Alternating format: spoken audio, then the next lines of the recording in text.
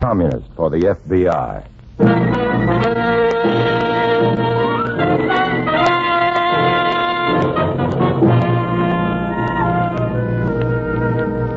Starring Dana Andrews in an exciting tale of danger and espionage. I Was a Communist for the FBI.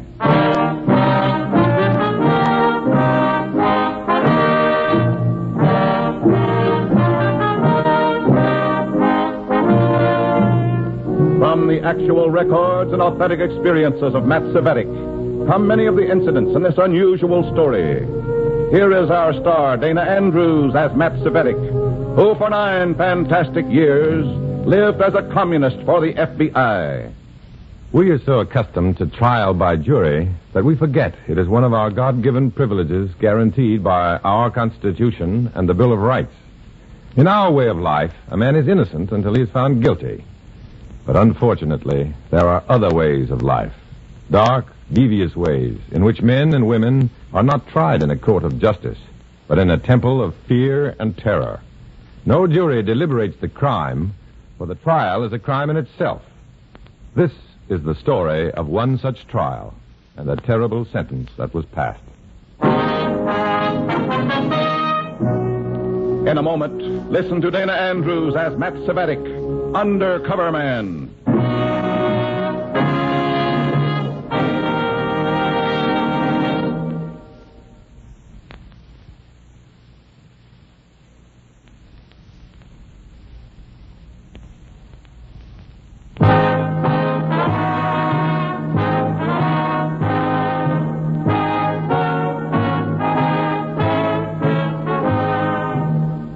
Here is Dana Andrews as Matt Cvetic, Undercover Man. This story from the confidential file is marked Trial by Fear.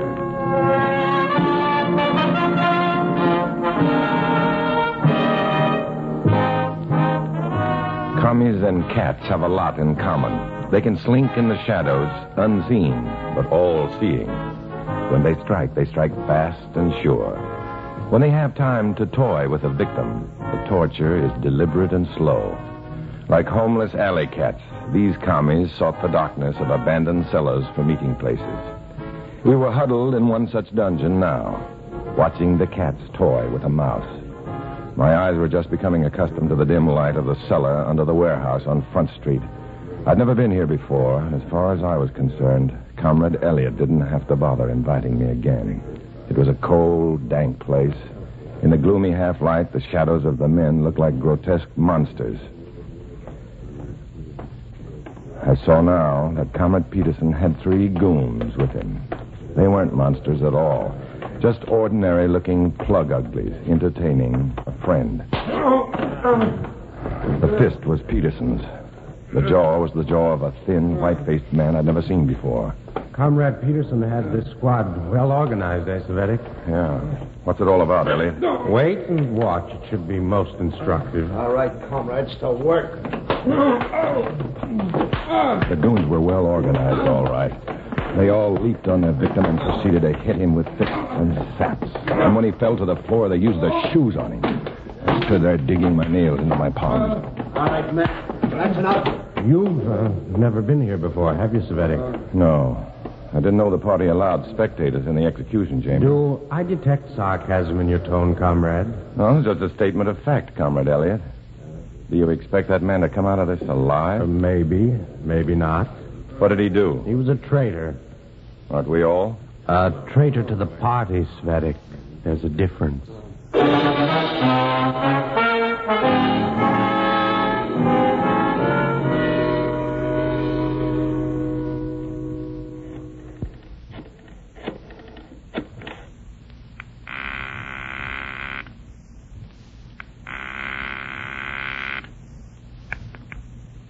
Hello? Hello, Martin. Yes. This is Charlie. Oh, Charlie. We were beginning to worry about you. Where are you calling from? A booth in my hotel. I just finished my report, and I'm checking on the drop. Use P.O. Box 231. Same name. How's everything? Someone got it last night from the goon squad. My report has the details. Yes, we know about the man. Your report makes gruesome reading, I'll bet. Well, take care.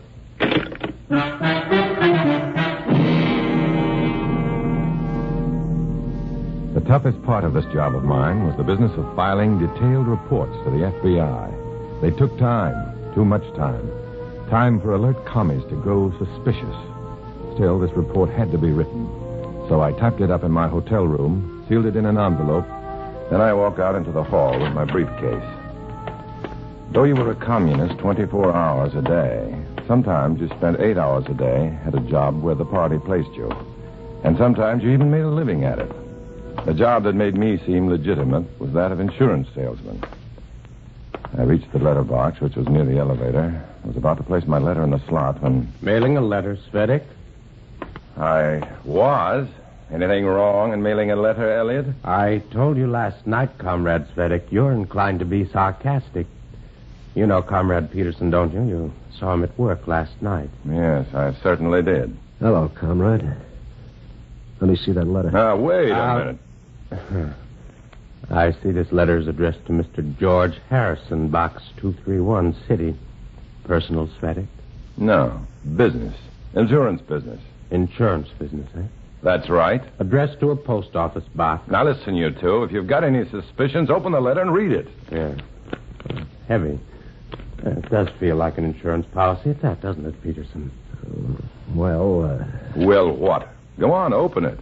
If you think that it's... well, it's thick enough to be an insurance policy. Oh, no. No, it isn't an insurance policy at all, Peterson. Huh? It's a private report to the FBI. That make you feel better? That satisfy your suspicions? All right. All right, Svedik, forget the sarcasm. Then suppose you forget this foolishness. If you have any reason to suspect me of anything, let's have it out right now. No, take it easy. Here, mail your letter. Thanks. I still don't like you snatching a letter out of my hand. And I still don't like your tone, Comrade Svedik. Perhaps you'll tell us what you're doing here in the hotel. I just left an insurance prospect. Room 712. If you'd like to check on it. I see. Quite a coincidence meeting here, isn't it? Is it? My insurance business takes me all over. How about you and Comrade Peterson? Our business takes us all over, too. Right, Peterson? Yeah, all of it. Goodbye for now, Comrade Svedik.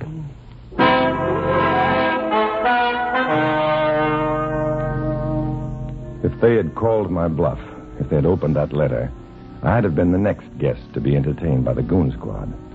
That report was dynamite, and I was glad to be rid of it, or at least almost rid of it.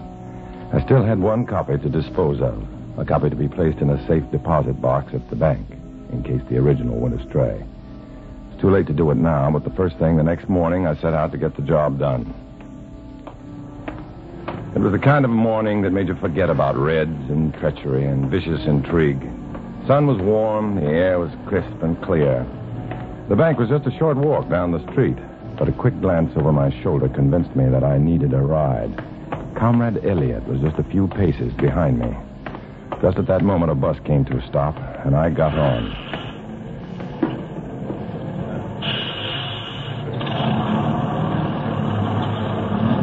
The bus wouldn't take me anywhere near the bank, but it could take me away from the commie who was tailing me.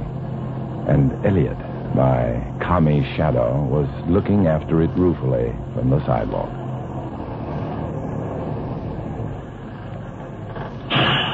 Getting up there. I got off at the next stop. There was a large department store in this corner. I went through the revolving door and out the auto entrance where I caught a cab. First National Bank, please. I knew I was safe. I'd been too fast for Comrade Elliot. I leaned back to enjoy the taxi ride.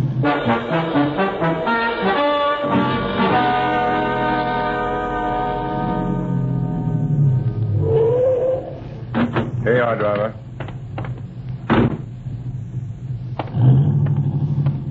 I went into the bank. Walked over to the window where I'd have to sign a slip to gain access to my safe deposit box. There were several people ahead of me, then another person joined the line. I felt a tap on my shoulder. I wheeled around. Hello, Svedik. We meet again. Why, yeah, it's quite a coincidence, isn't it? Yes, isn't it? Another coincidence. You're next, Svedik. No, thanks. I just wanted to get this $20 bill changed. You're on the wrong line, Svedik. Huh? Oh, yeah, sure enough. Statements and safety deposit boxes. I just wanted the cashier. Excuse me.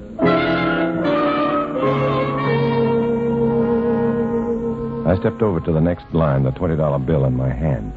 I hadn't shaken Elliot at all. Perhaps he had a car somewhere. And I wondered if he'd swallowed the story about the wrong line.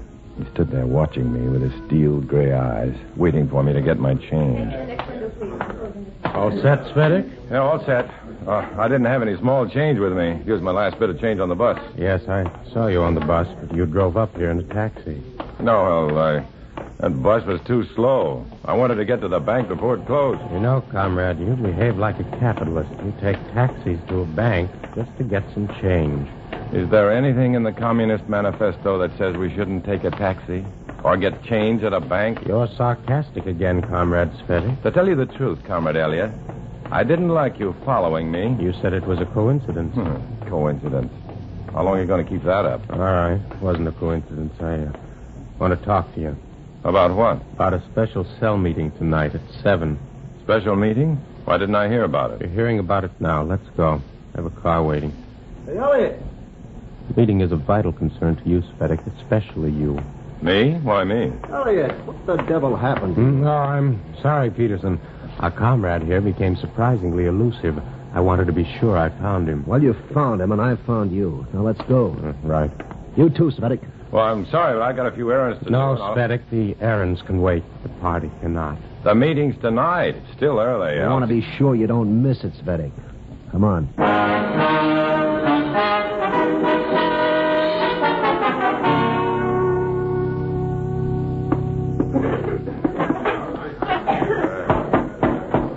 All right, comrades, all right.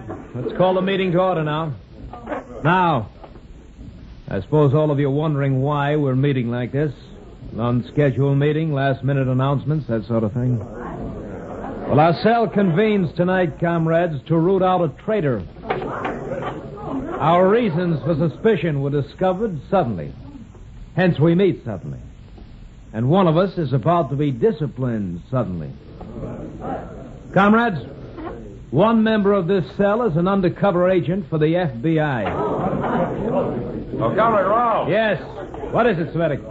Are you sure of your evidence? After all, to accuse a comrade unjustly would be... Never fear, Svedek. The punishment will fit the crime. But every member of this cell has been checked, and double-checked. And checked again. That's how we found our traitor. Unfortunately, the FBI places its spies at the most inconvenient stations for us. This time, however, we're about to show some inconvenience to that spy. Comrade Svedek, would you mind stepping forward, please?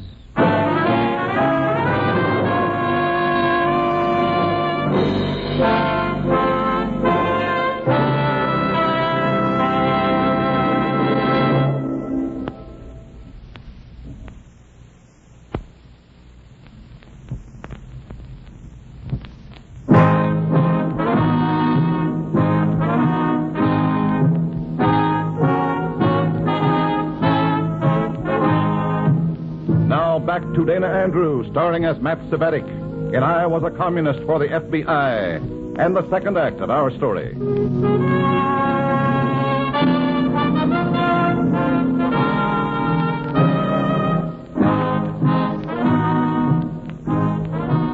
A special cell meeting to ferret out an FBI agent, a spy, a traitor, an enemy to the cause of the communists. Now, the Reds were ready to point the finger, to place the agent on trial. A trial in which the sentence is pronounced before any evidence is presented. The ancient Romans had trials like that when Nero taught Christians to the lions. Today's commies don't use lions. They have their goon squads. Having watched the Red Goon Boys in action, I knew what would happen to that agent. And I knew, too, who that agent was. From the way our cell leader, Comrade Rolfe, stared at me, I was sure that he knew, too. Sit over here, Comrade Svedek, near me. Thanks. Now, naturally, comrades, the spy in our midst will be submitted to the usual liquidation ceremonies. Comrade Rolfe. Yes, Comrade Elliot. How long has this spy been with us? It doesn't matter. His reign of secrecy ends tonight. Peterson, Yes, comrade? your men are ready? Always, comrade.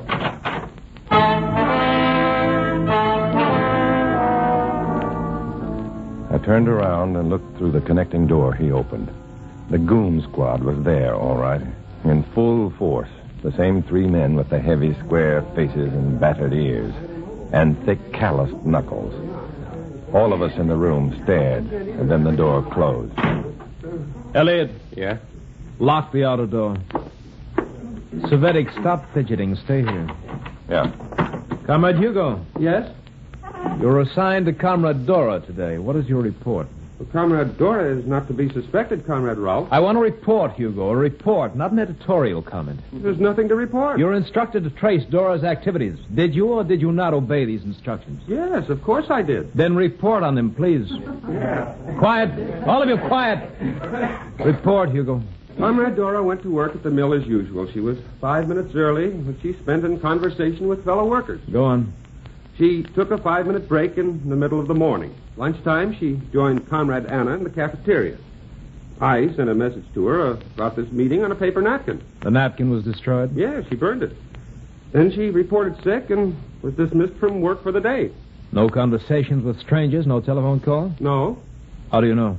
Well, because I work in the same section of the floor with her. I was able to observe her at all times. Comrade Milo, Yes, give me the report on Comrade Phillip. and I was stationed at the switchboard in our office. I was able to monitor all calls, including those made by Comrade Phillip. And what calls did he make? Ordinary business calls. One call to his insurance agent, and one to his wife. What about those ordinary business calls? Their content was of no concern to the party, Comrade. The party is concerned with everything, Milo. Well, these calls were innocuous enough. Salesmen's reports, dickering with out-of-town clients, checking the status of the market, that sort of thing. Did Phillip have any visitors? Only from persons previously cleared by the party. I'd say Comrade Phillip is above suspicion. Good. Comrade Elliot, Yeah? Just a minute. your report, Elliot. Now, wait a minute. This is no time for interruptions, Savetic. I have a question to ask. Has it anything to do with the business at hand? Everything. Obviously, Comrade Rolfe, you've assigned picked men to follow and report on members of this cell. Obviously. May I ask why? That, too, is obvious, Savetic. Not to me, it isn't. Well, it should be, after my announcement of a few minutes ago. You said there was an undercover agent here. Yes. You mean exclusive of the picked men you sent out to spy on us? I don't like your choice of language, Savetic. Well, comrades, I appeal to you. Some of you are suspected of a grave party crime. You're spied upon, and Comrade Rolfe is collecting the reports. But what about the men who spied upon you? Are they not to be suspected? How do we know they are above suspicion? I was fighting fire with fire, trying to create a diversion, trying to stop Comrade Elliot from giving his report on me. I was fighting fire with fire, all right, hoping to build myself a smokescreen. If I didn't get burned first. I wanted to throw a doubt in every member of the commission before Comrade Elliot gave his report on me, for I was afraid of that report. Quiet! All of you, quiet, I say! Quiet! Oh, Savetic, am I to understand that you question my men, the men who gathered reports for me? If you suspected unimpeachable party workers like Comrades Dora and Phillip, why couldn't your men be suspected, too? Comrade Rolfe! Yes, Comrade Dora. May I say, comrade, that I have nothing to hide. From the moment I joined the party, I became a communist heart and soul. I've never faltered. And I have never questioned the policies of the Politburo. I'm proud to have been investigated and exonerated. I say, long live the Workers' Republic! Comrade Rolfe, What is it, Milo? I agree with Comrade Dora. I too am proud to have passed the test. I intend to pass every test the party puts to me. I intend to serve the party with every thought and deed.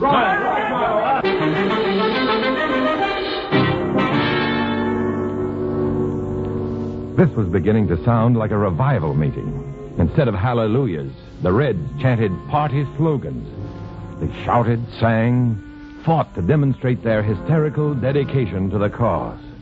Maybe, Maybe if the excitement mounted enough, if Comrade Rolfe was swept along with his wild demonstration, he might forget to question Comrade Elliott about me. All right, comrades. All right. Order. Enough of this. Comrades, enough of it. Now then, we'll continue. Comrade Elliott. Here. Your report on Comrade Savetic, please. That is, if Savetic has no further obstructionist tactics for this meeting. I followed Svetic to the bank.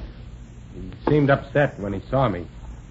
Claimed he'd gone to the bank for change, but he'd taken a taxi to do it. He stood in the wrong line. Yes, Comrade Savetic is an unpredictable man, all right. Is there more to report on him? No. Comrade Peterson. Yes, sir. Your report on Comrade Elliott. I've checked Elliott's actions all week. I've gone through his personal belongings. I've checked his phone calls.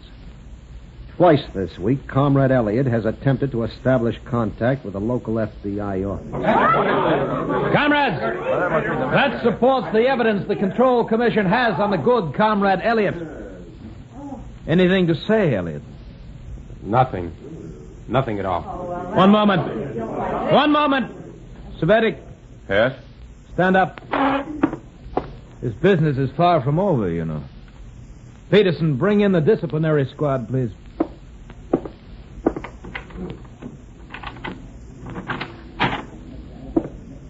The goons were walking in now, walking across the room, headed straight for me. Your instructions, comrades. You'll take Elliott to the car waiting behind the building. You'll drive him to the Hilton Avenue underpass and take the long way to the usual place.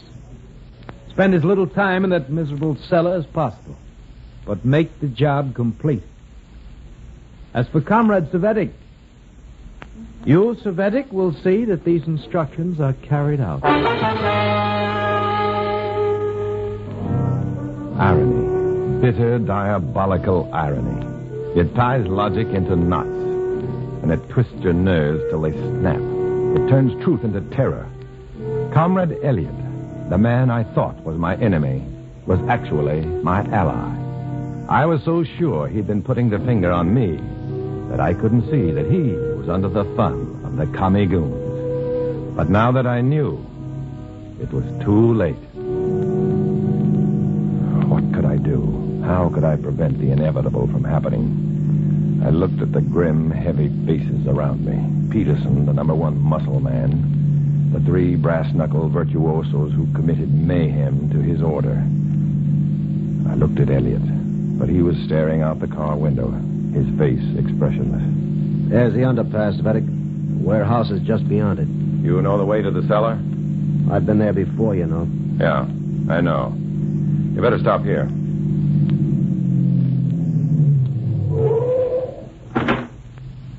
All right, Elliott. Out. We headed toward the warehouse, through the deserted rooms and into the damp, dismal basement. Execution chamber, I had called it. And now Elliott was about to become the latest victim. Escape? There wasn't any. And Elliott knew that as well as I did. In here. Through this fire door.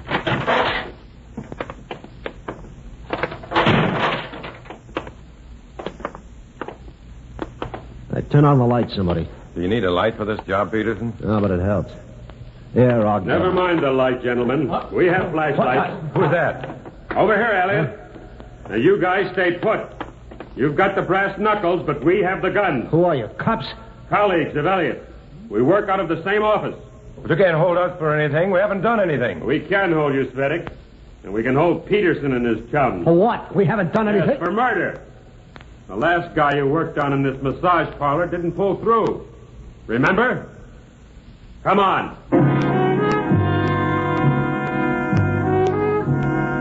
Martin and the other FBI men had waited a long time for the Reds to return to the dungeon scene of their other crime. They'd been waiting ever since they received my report. The report I almost didn't mail. Naturally, I was hauled in for questioning, too. But I hadn't figured in the killing, so I was released. Still alive, still unsuspected by the Reds. But for how long? One day, I might walk the same path that Elliot did, and maybe I wouldn't be as lucky.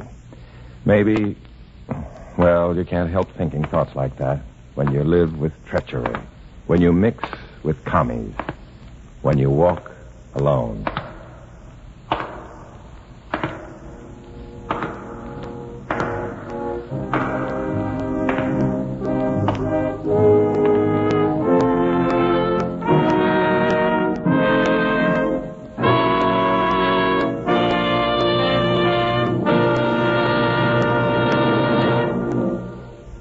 Dana Andrews will return in just a moment.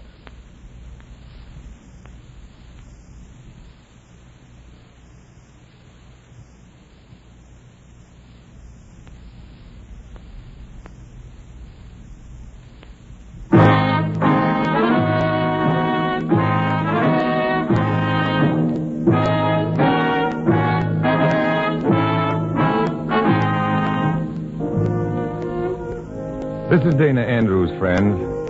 A great number of years ago, Daniel Webster stood up in Congress and made a speech about the Declaration of Independence. Whatever may be our fate, he said, be assured that this declaration will stand. All that I have and all that I am and all that I hope in this life, I am now ready to stake upon it. Live or die, survive or perish, I am for the Declaration. It was Webster's attitude, friends, that made our country free. That attitude is the only attitude that can keep it free.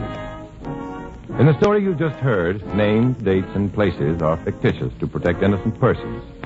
Many of these stories are based on incidents in the life of Matt Cvetic, who worked undercover for the FBI. Next week, another fantastic adventure. Join us then, won't you?